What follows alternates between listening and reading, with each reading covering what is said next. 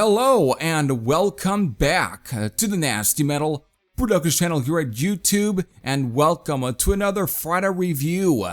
Today I am here to review Guns for Hire, the brand new debut album from England's newest heavy metal outfit, Tailgunner, released on July 14th via Fireflash Records, a sub-label for Atomic Fire Records. So, without further ado, let's begin. Now, before I get into giving my thoughts on Guns for Hire, you know what I have to do. I have to do a track list rundown so I can tell you folks what are the songs that are on this album, how many tracks that are on this album, and what is the time length for this album. Since this album consists a total of 10 tracks, it clocks in at the length of 46 minutes and 31 seconds. So these 10 tracks are, of course, beginning with Shadows of War, the title track, White Death, Revolution Scream, Futures Lost, New Horizons, Warhead, Crash Dive, Blood for Blood, and then finally ending with Rebirth. So there we go, folks. There's your 10 tracks. Yeah, that's the sound of my notes. Okay, doing it real quick for this one. Tailgunner have been at it since its start in 2018, but things didn't get off the ground till last year with a slew of single tracks, and eventually an EP titled Crash Dive, which was used as an appetizer for their then upcoming debut album here, Guns for Hire, which came out weeks ago and is what I'm here to talk about. These guys have been getting a lot, and I mean a lot, of press. So of course I'm going to give these young lads a listen. And so, what are my thoughts? To be honest with you, I've only given this album 3 listens. Meant to have given it more earlier this last week, but life kept calling. So I was only able to sit down and listen to it online. And from those 3 listens, I gotta say, I can see why the press response was worthy. This is fine quality British metal in 2023. It's not too full of itself, and it takes itself rather straightforward, and it's easily effective. The songs are fast-paced, but brought back enough for anyone to understand, to where I tend to draw similarities from some of those post-new wave or British heavy metal bands that ended up coming out of the woodwork by the late 80s to early 90s, and singer Craig Cairns fits that bill. His voice has a nice explosive tone, yet smooth at the same time, which puts him in that same category as those late 80s post-new wave or British heavy metal bands. Shadow of War kicks off the album, and then into songs like the fun title track to even the sharp as knives like of White Death, you're placed dead center in an album that is lean and mean. Now, as good as the first half is, with White Death being my personal favorite, it's the second half where I feel is the strongest. This half is made up of 4 of the finest songs that this debut has to offer. Kicking off with the killer trilogy of songs, New Horizons, Warhead, and Crash Dive. New Horizons is all guns blazing from all corners. It's fast, but strikingly deadly. Then Warhead is fast, but in a less furious way, meaning not as aggressive.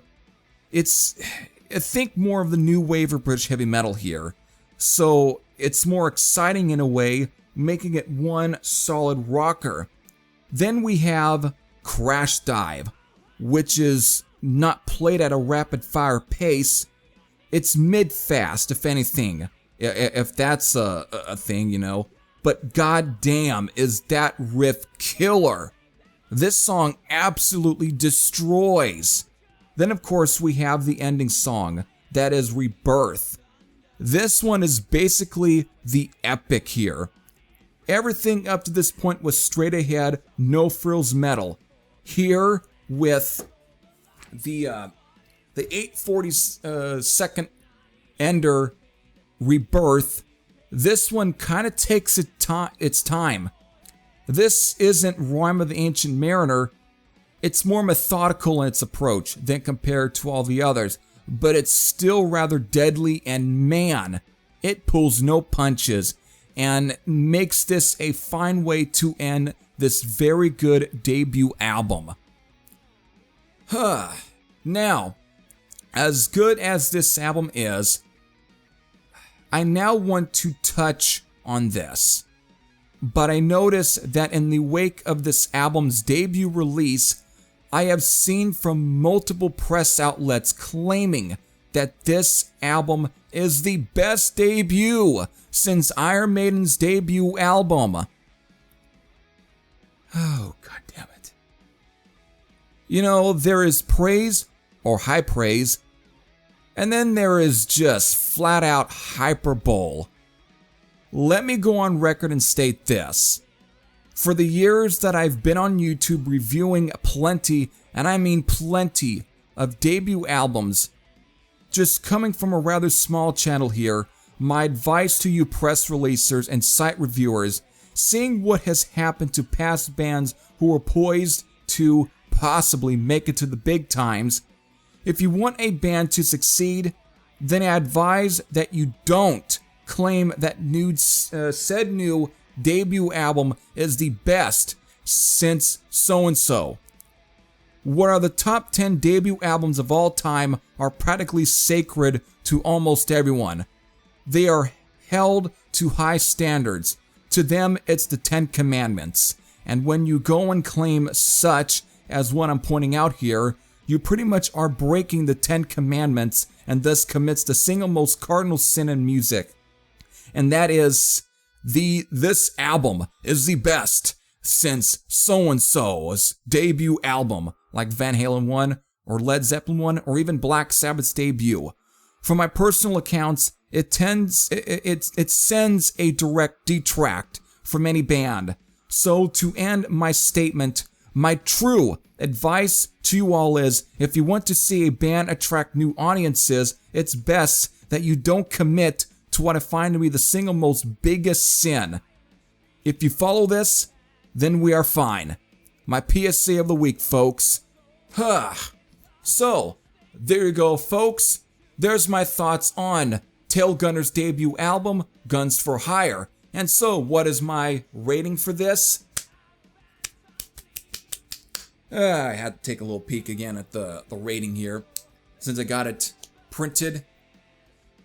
I'm giving this an 8.95 out of 10. Again, this is a really solid debut album for these guys. That's a great start, and I think that's where it should all be left at. Don't go too overboard. Don't try and overdo it, which is what I just stated at the end there.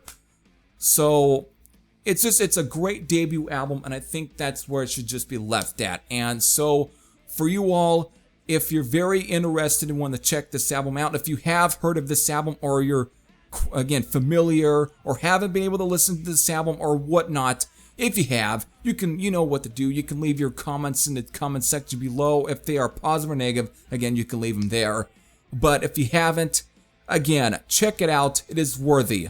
Do not expect the debut Iron Maiden, quality sort of heavy metal. Don't expect that. What you should just expect is a good, solid, fun, heavy metal romp that I think should just satisfy you, basically for the time being, or even for the next coming years. That's the way we should just all take this. Don't try and overdo it. And that's what I've always tried to do, and try to keep it very level for all. Because that's what I do. I think more about that than I think about trying to overblown an album, hyperbole it. And that's what I don't want to do. Alright, so if you have checked this album out, again, you can leave your thoughts. If you haven't, well, give these guys a chance and support them. So with that, this is Fireflash saying I'm out. and I'll see you all later. Take care, everyone.